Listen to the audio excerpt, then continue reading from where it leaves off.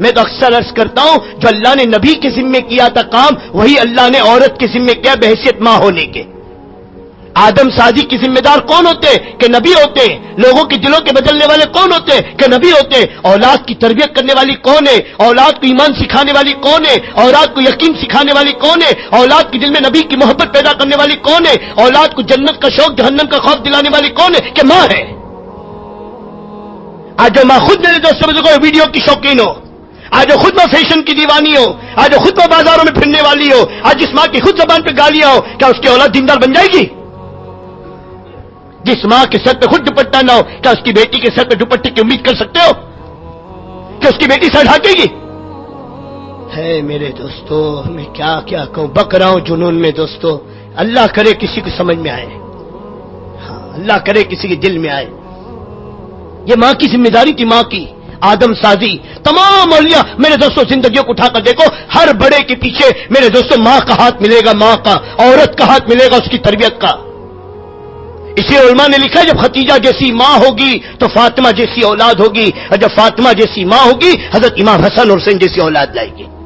ان دونوں نواسوں نے میرے دوستوں دو زندگیاں امت کے سامنے پیش کی ہے، دو زندگیاں، قیامت تک اس کی کوئی مثال نہیں دے سکتا یہ دونوں نواسے، اور دونوں نے قیامت تک کے لیے امت کو دو راہ بتلائی۔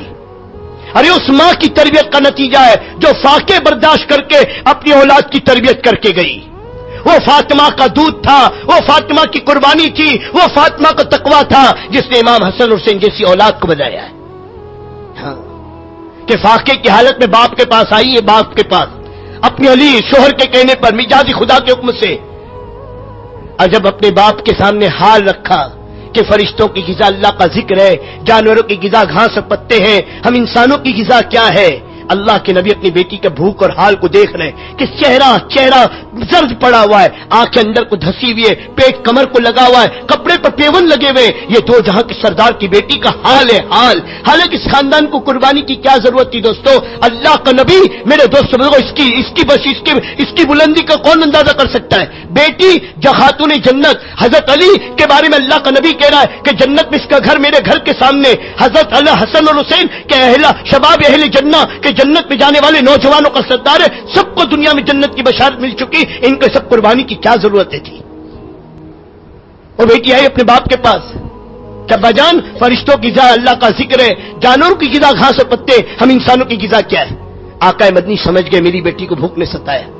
اس حال میں اللہ کے نبی اپنی بیٹی کا امتحان لے رہے، کہیں بھوک نے فاقے نے میری بیٹی کی نگاہ آخرت سے تو ہٹا نہیں دی، میری بیٹی کی نگاہ کو آخرت سے دور تو نہیں کر دی۔ اللہ کے نبی نے اپنی بیٹی کے سامنے دو چیزیں پیش کی۔ اے بیٹی فاطمہ 5 بکریاں ہیں، ان کو لے جا، ان کے گوشت سے ہڈی سے بھوک مٹا، پیاس بجھا، تیری چند دن کی بھوک مٹ جائے گی۔ اب بیٹی فاطمہ اگر تو کہے تو میں تجھے 5 بکریاں دوں، 5 کلمات یاد کرا دوں جو جبرائیل مجھے سکھا کر گئے کہ بھئی دوستو دونوں نہیں دے سکتے تھے حال میں، ایک باپ نہیں دے سکتا تھا اپنی بیٹی کو کہ میری بیٹی کا حال دیکھو، لیکن اس حال میں بھی اللہ کے نبی کہ کہیں حضرت ختیجہ کی تربیت کا نظام میں کوئی فرق تو نہیں آیا، اور وہ بھی امام الانبیاء کی بیٹی تھی، حضرت ختیجہ کی تربیت تھی، بے ساختہ اس بات کو سن کے کہنے لگے با جان میں اپنی تقدیر پر اپنے باپ کی بتلائی تدبیر پر راضی ہوں، آپ مجھے 5 کلمات یاد کرا دیں جو میری آخرت میں کام آئے۔